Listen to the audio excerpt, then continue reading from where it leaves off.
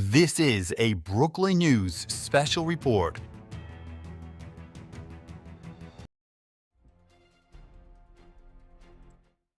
Hi, everybody. I'm Jackson Mitchell. We're coming on the air right now with breaking news. President Donald Trump, right now, standing in front of the cameras, addressing media, holding a press conference here after a meeting in Florida with, that would be Ukrainian President Volodymyr Zelenskyy. Let's go to it right now where this again is happening right now. Let's listen in. And Northern Ireland, Chancellor Friedrich Merz, the Federal Republic of Germany, Secretary General Mark Rutte, the North Atlantic Treaty Organization, NATO, President Ursula von der Leyen of the European Commission. We spoke to all of those great leaders. They're all great leaders. And we had a great talk with them after we were completed. We thought it was appropriate to speak with them. And our meeting was excellent. We covered, somebody would say 95%. I don't know what percent, but we have made a lot of progress on ending that war, which is really certainly the most deadly war since World War II, probably the biggest war since World War II. And I want to thank Steve Witkoff, who's here, and I'd like to thank Jared, who's here someplace. Thank you, Jared. And thank you, Steve. What a great job you've done. Jared Kushner, Steve Witkoff, and Marco Rubio is here. Thank you, Marco. And Pete Hegseth is here.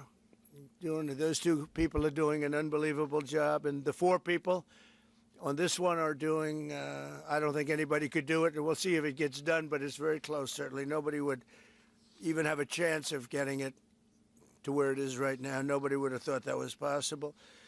So I just want to say we've done very well. We've had discussions on just about every subject, and that includes with President Putin before. And we went into great detail, and we likewise went into great detail today. And it was an honor to have you at Mar-a-Lago and have lunch. I hope you enjoyed the food. Your people enjoy the food, I can tell you that. You're big, strong people. Your general over there looks like central casting. I want to also, by the way, speaking of generals, we have a great general, General Raisin Kane, who is here someplace. Thank you, General. Thank you very much. He's great.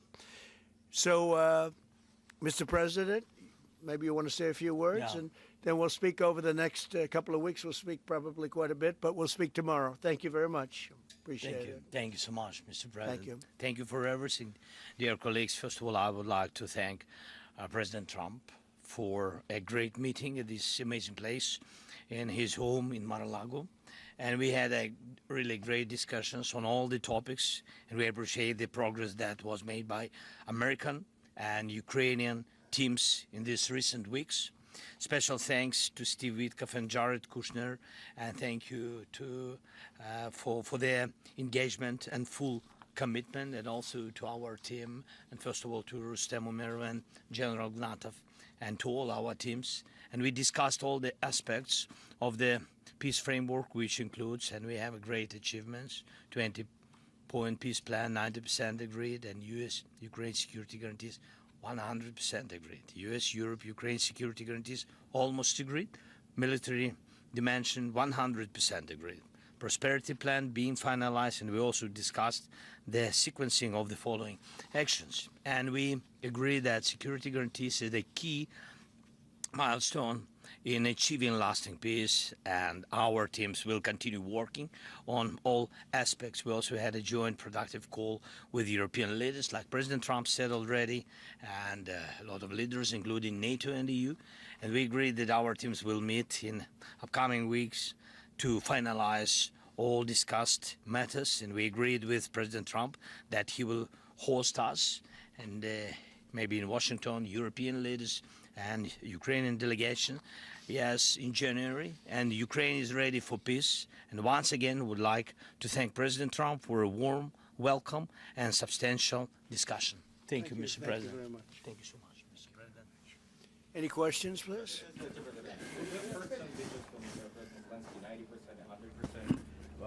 The U.S.-Ukraine security guarantees, what number are we at right now? Well, I think look, you can say 95%, but I don't like to say percentages. I just think we're doing very well. We're very we could be very close. There are one or two very thorny issues, very tough issues, but I think we're doing very well. We made a lot of progress today, but really we've made it over the last month. This is not a one-day process deal. This is very complicated stuff, but I think when the president says 95, I think, could be close to 95%. Yeah, please, behind you.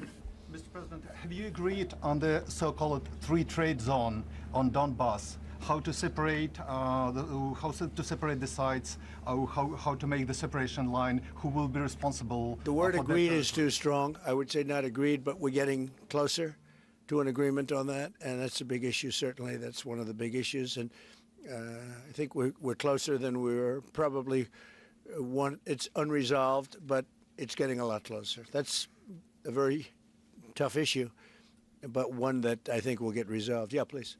We are receiving some mixed signals coming from Moscow, even after you spoke with President Putin. Can you assure us that you have received written or any formal response from them? Well, what was the issue? You have to tell me. What did they say? They are telling that Ukraine has to give up Donbass. Just very recent statement coming out. Well, that's what they've been asking for, and there's a dispute about that. So they're going to have to iron that out. That's an issue they have to iron out. But I think it's moving in the right direction. Or delay the solution or peace agreement that you try to achieve.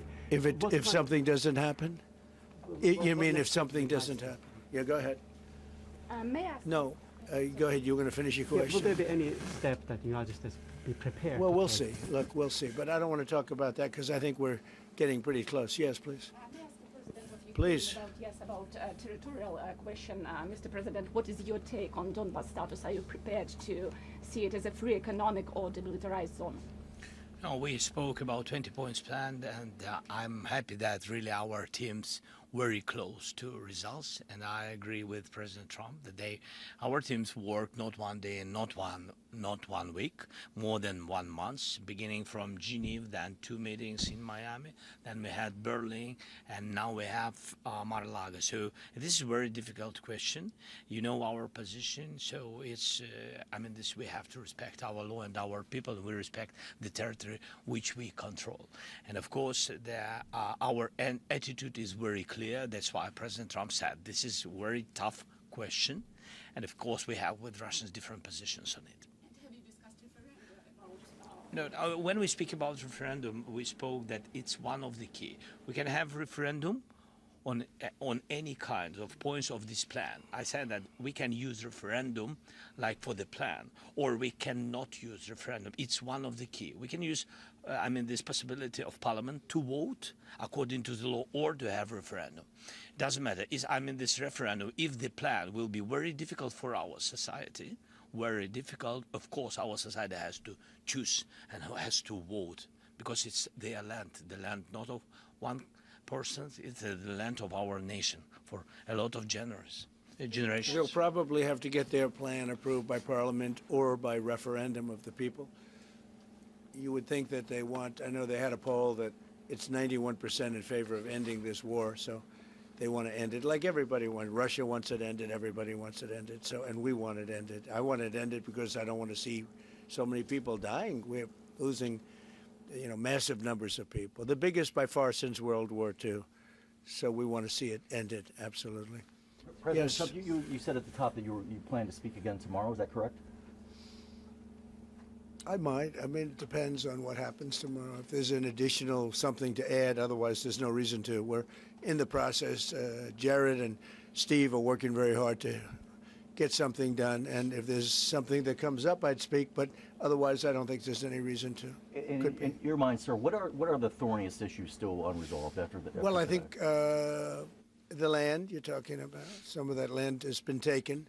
Some of that land is maybe up for grabs, but it may be taken over the next period of a number of months.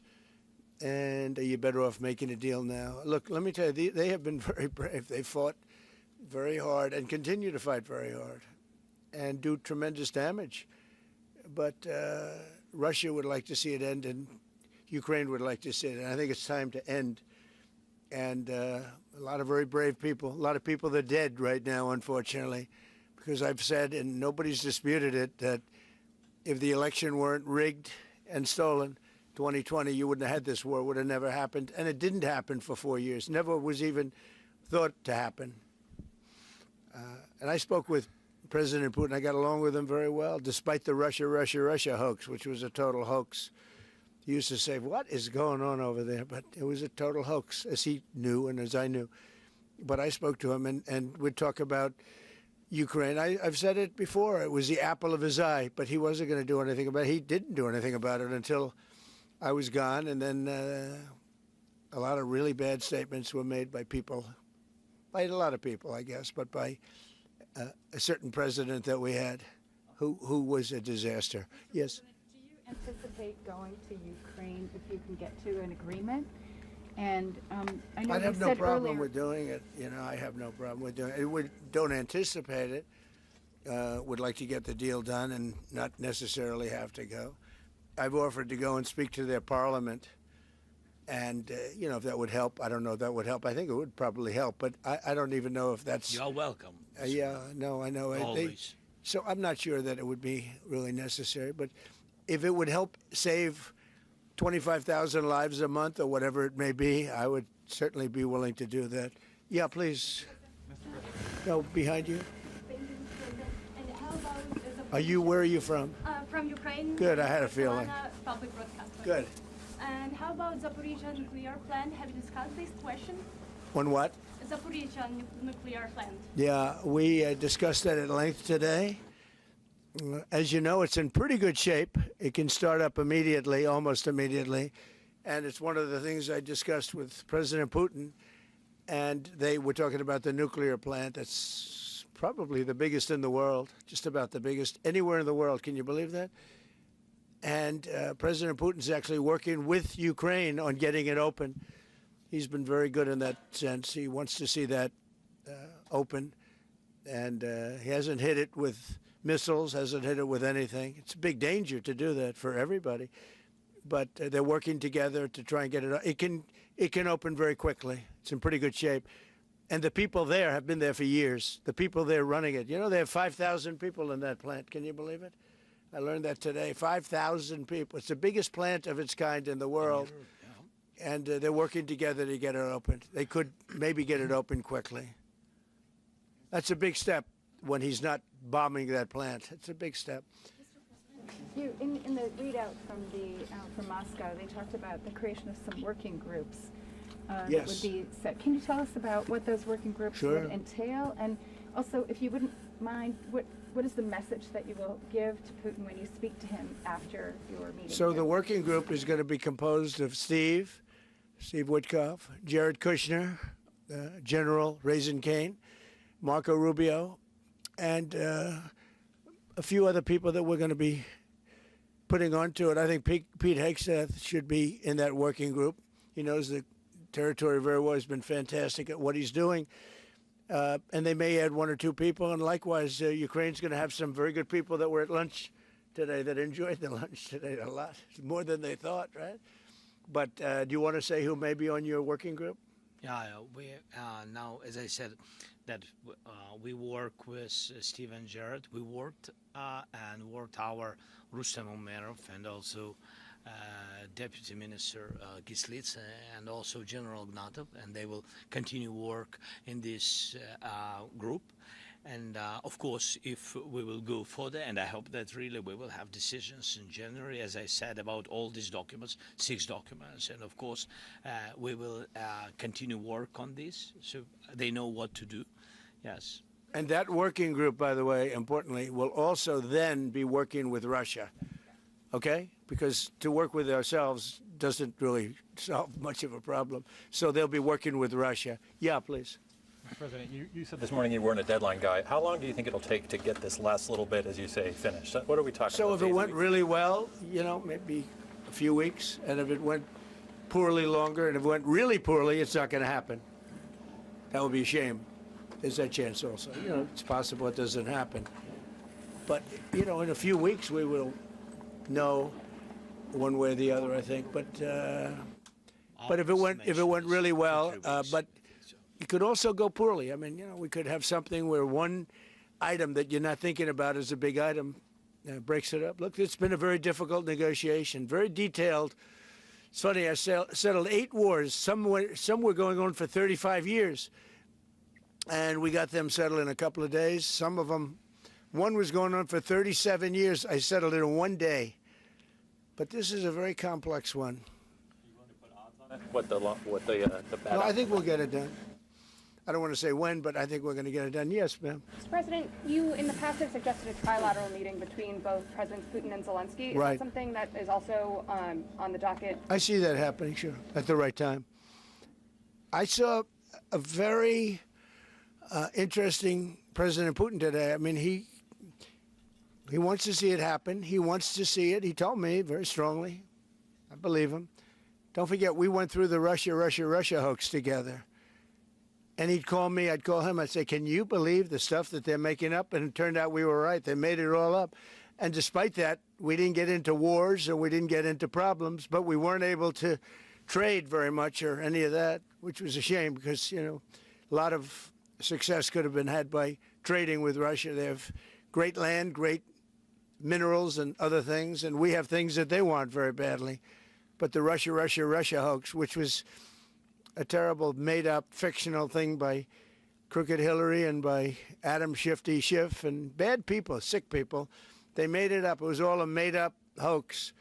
But it kept us really from dealing with Russia, kept Russia dealing, you know, from dealing with us. So, but despite that, we got along. And I don't know, I think we're going to get there. I know him very well. I think we're going to get there. Discuss any time, location, meeting place? Yeah, we're discussing a lot of things. No, look, I was on the phone with him for almost, I guess, 2.5 hours, they're just telling me now. It's a long time.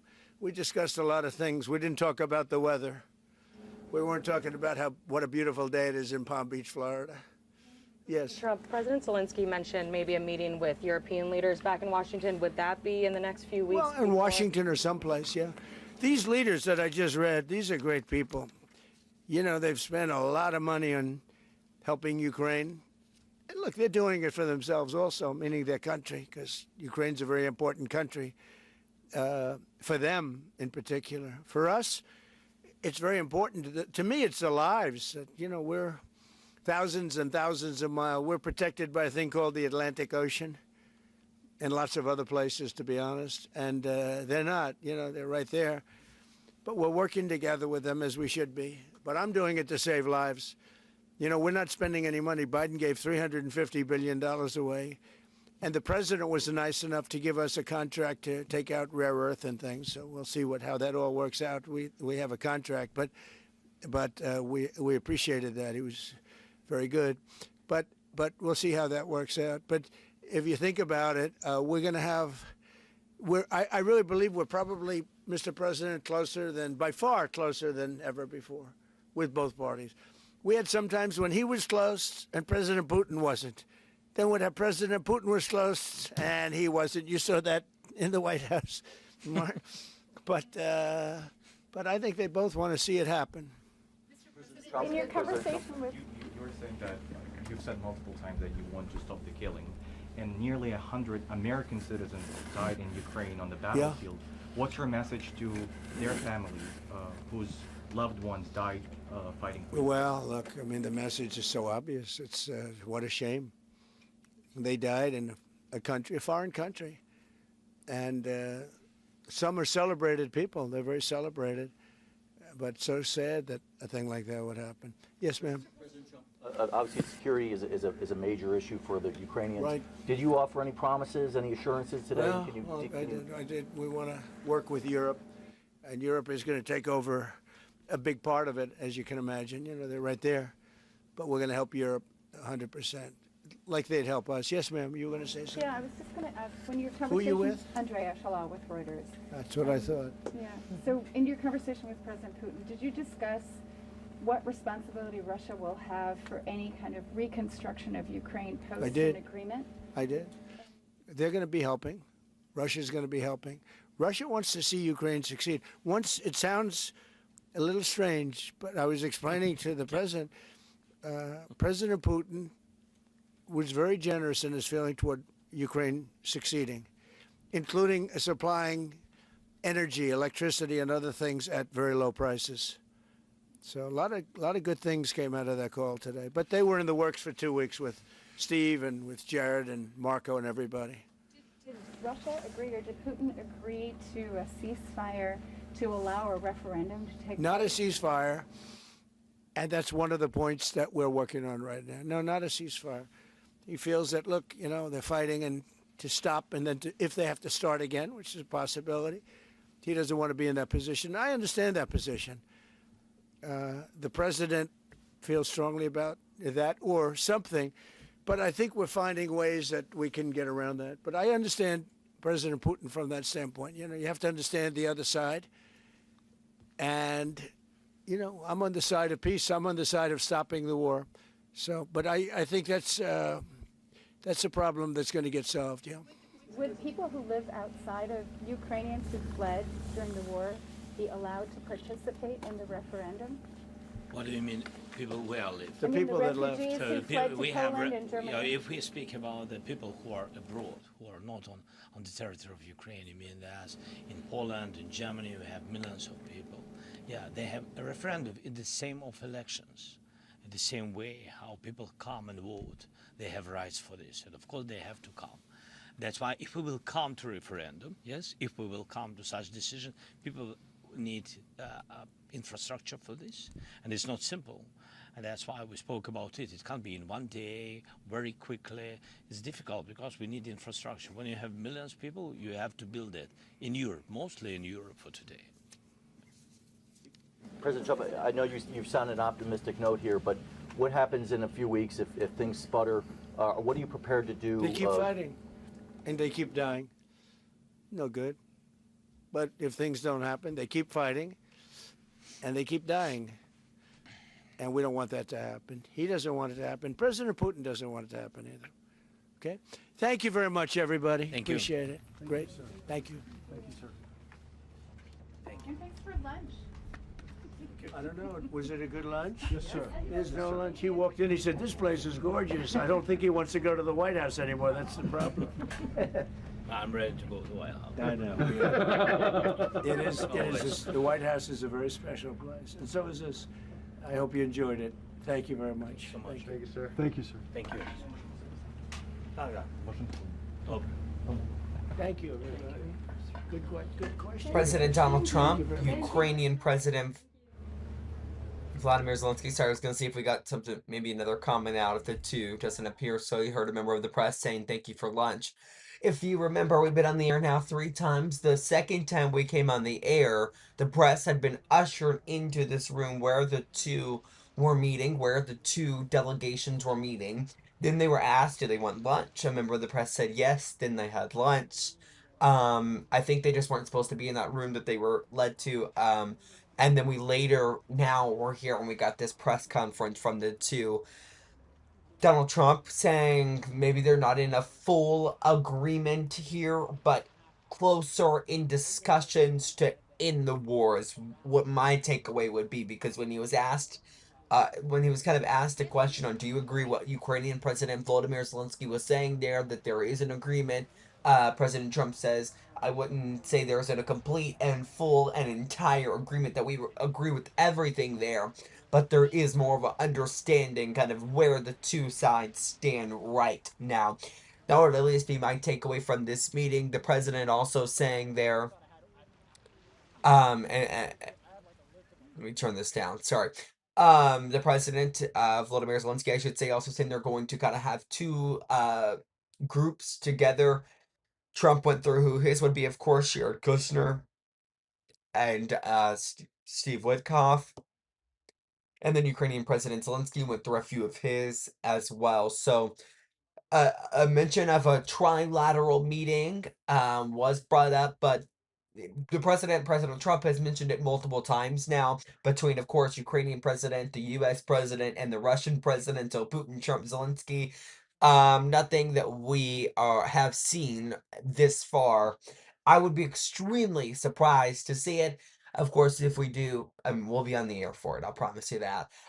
So we're going to continue to follow all of these developments as you continue to take a look outside there at Mar-a-Lago. If we get any more news, any more developments from, of course, this days-long of conversation that these two countries have been having. The U.S. here, President Trump, President Zelenskyy. If we get any new war developments, of course, we'll bring that to you first. So that press conference just wrapping up now a few moments ago. That is going to conclude this Brooklyn News special report. Make sure to follow us on all of our social media pages that have been scrolling there at the bottom of your screen, and visit brooklynnews.com for the latest in news, weather, and more. Join me tomorrow for Brooklyn News Live. I'll have an entire edition of that with the latest, as I said, in news, weather, and more, and for all the news you need and more. We're breaking down the local headlines, but also the national headlines. That does this for this Brooklyn News special report.